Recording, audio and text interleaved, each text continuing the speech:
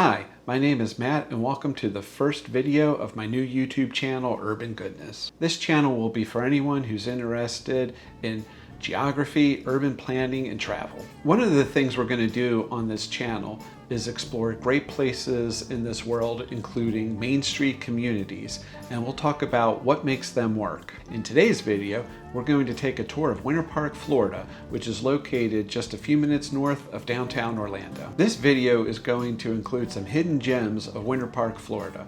So even if you think you are familiar with the area, stick around because you may learn something new. And if you've never been to Winter Park before, or you only know Orlando for its theme parks, keep watching because you're going to see a side of the city you never knew existed before. We're going to see the home of the world's largest collection of works by Louis Comfort Tiffany. We'll stop by the home of Mr. Rogers, and we'll see why the city is known as the Venice of Florida. Since this is my first video, I want to give you a little background. I used to run a website called Destination Main Streets. Don't try to look it up, it doesn't exist anymore. I quit working on it several years ago during the pandemic, but the itch to get back out there again has been strong. I'm based out of Florida, so initially a lot of my focus will be regional. However, I'm hoping to expand and spotlight communities across the US and globally. We'll look at small towns, historic districts, and other vibrant urban communities. If this sort of thing interests you, great. Go ahead and click on the like button, hit subscribe, and turn on those notifications. Now let's get to it. This is a map of downtown Winter Park and the surrounding area. What I want to do here is show you where everything is in relation to each other. Park Avenue runs north and south and is the main street of Winter Park. New England Avenue runs to the west and will take you to the Hannibal Square neighborhood, which also contains shops and restaurants. We're going to check out the Morse Museum of Art on the north side of town. We'll also visit the Winter Park train station. Between the train station and Park Avenue, you can see Winter Park's Central Park running along the west side of Park Avenue. On the top left of the screen, you will see Winter Park Village, which is a walkable lifestyle center along Orlando Avenue, which is locally known as 1792. 1792 bypasses downtown Winter Park and is named after the dual-signed US Highway 17 and US Highway 92. We'll stop by the Alban Palacic Museum and Sculpture Garden. At the eastern end of Morse Avenue on the banks of Lake Osceola is the Winter Park Scenic Boat Tour. And then lastly, here is one of the canals that connects the various lakes together in Winter Park. Here we have a view of Park Avenue, which is the main street in downtown Winter Park. Now, Winter Park is a major retail hub located just a few minutes north of Orlando. Like many communities in Florida, Winter Park was founded as a winter resort for wealthy northerners, hence the name. Even today, Winter Park is a wealthy part of Central Florida. On the southern end of Park Avenue, where it meets Fairbanks Avenue, is Rollins College, which is a private liberal arts college in Winter Park. Winter Park's downtown is right on the front doorsteps of this college. If we turn around, we are now facing north, looking into downtown Winter Park. There aren't too many chain restaurants, but BurgerFi here is one of them. In fact, most of the chains can be found along Orlando Avenue, or 1792 as the locals call it, named after the dual-signed US 17 and US 92 routes. That area is more of a highway that bypasses the downtown. Speaking of 1792, there is an upscale shopping center located there called Winter Park Village. Don't get this confused with downtown Winter Park. Winter Park Village was once Winter Park Mall, but the mall died and was eventually turned into this walkable lifestyle center featuring shops, restaurants, and even a movie theater. Now let's get back to Park Avenue. Here we have the Winter Park City Hall, which takes up an entire block on Park Avenue. The City Hall was built in 1964 and is an excellent example of mid-century architecture. In front of the City Hall is this sculpture donated to Winter Park by the world-renowned sculptor Alban Palacic in December 1966. Palacic called Winter Park his home for many years, and today his home, which sits on Lake Osceola, is open to the public as a museum. And here we have a view of the outside of the Alban Palacic Museum and Sculpture Gardens, located nearby on Osceola Avenue.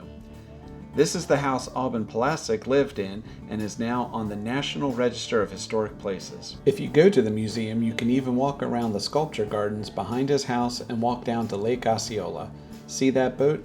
They are partaking in the Winter Park Scenic Boat Tour, which takes you on a tour of the various lakes and canals in Winter Park. You'll hear about the history of Winter Park while looking at many of the large houses that sit on the waterfront. I took a trip myself on one of these boat tours a few years ago. Here's a view of one of the canals that connects the various lakes in Winter Park and gives the city the nickname the Venice of Florida. Here is an example of one of the many homes you'll see sitting along the lakes in Winter Park. This one was once the home of Mr. Rogers, who lived for many years in Winter Park. The Colony Theater opened in the 1940s and lasted until 1975, when it was put out of business by larger movie chains. The building was used to house smaller shops and restaurants until 1999, when Pottery Barn renovated the building and moved in. Here we have a manhole cover. As you can see, the peacock is a symbol of the city and can be found on the local street signs as well. If you keep your eyes open, you can see some peacocks running wild around town. Next up, we'll take another look at the shops and cafes along Park Avenue. You can see the wide sidewalks that are available for outdoor seating. We're just outside of the Shops on Park, which is a small indoor mall. Inside the Shops on Park, you will find some more shops, eateries, and seating. There's also a koi pond and public restrooms. This is called the Hidden Garden. It's a small courtyard tucked away off Park Avenue containing shops and cafes. It's one of those little areas like that previous indoor mall that you could almost miss if you didn't know to look for it. Here's another view along Park Avenue. On the left is one of many electronic kiosks installed to provide information to people visiting the area. This is Central Park, which can be found on the west side of Park Avenue. Across the park, you can just barely make out Winter Park's train station. Here's a better view of Winter Park's train station. It serves Amtrak and Sunrail, which is Central Florida's commuter rail line. The station is within easy walking distance of downtown Winter Park. This is another view of the train station along with the Sunrail sign. In the background, you can see homes, offices, and other forms of transit-oriented development. I don't know if you noticed the No Pets Allowed sign, but unfortunately you do see a lot of these around Winter Park, including Central Park. So basically, no dogs allowed. No dogs allowed. Now we're back at the southern end of Central Park, where New England Avenue intersects with Park Avenue. There's a fountain with a peacock on it, which, if you remember, is the symbol of Winter Park. If we continue down New England Avenue, we come across the Winter Park History Museum, which features a revolving set of exhibits that explores Winter Park's past. Behind the History Museum is where the Winter Park Farmers Market used to be held. It is now located at the corner of New York Avenue and Morse Boulevard.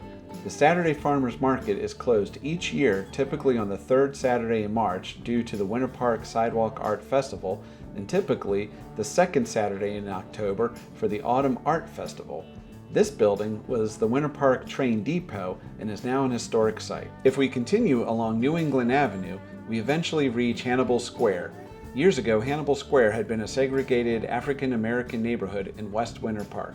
Today, it is home to the Hannibal Square Heritage Center, which preserves the history of the African American community in Winter Park. Here is another view of Hannibal Square showing the shops and cafes along New England Avenue. Next up, we have the Morse Museum of American Art, which houses the world's most comprehensive collection of works by Louis Comfort Tiffany, including the artist and designer's jewelry, pottery, paintings, and other works. The museum also contains other American works of art and is one of several museums in the area. Interesting side note, there were other photographers in the area and they didn't want to get in my shot, so they jumped behind that large bush on the right. Tiffany was known for his stained glass work. The piece on the back wall is called the Arts Window. Made for exhibition, the window depicts three idealized, robed female figures on a classically styled stage. This shot doesn't do it justice, but this is the Tiffany Chapel. In 1893, Louis Comfort Tiffany exhibited this chapel interior at the World's Columbian Exposition in Chicago. It brought him international acclaim few American artists enjoyed at the time. So where do you eat in Winter Park?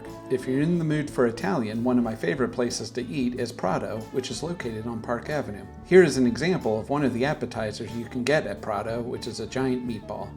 And as you can see, we already started eating it before I was able to take the picture. I'm hungry now! And for the main course, this was the Fiorentina pizza, which has arrowhead spinach crema, speck, and fontina Fontel. So what do I like about Winter Park? Winter Park has an uptown vibe for the Orlando area, including shops, offices, parks, and even a collection of museums. Orlando Sunrail runs right through the heart of downtown Winter Park, making most of the attractions an easy walk to commuter rail. It's an example of excellent planning that today takes advantage of its place as a railroad suburb from years before. The only caveat, though, is that the Sunrail does not run at a high frequency if it is not during rush hour. What is your opinion of Winter Park? Are there other main streets or communities you want me to cover? Please share in the comments below, and don't forget to like and subscribe. See you next time.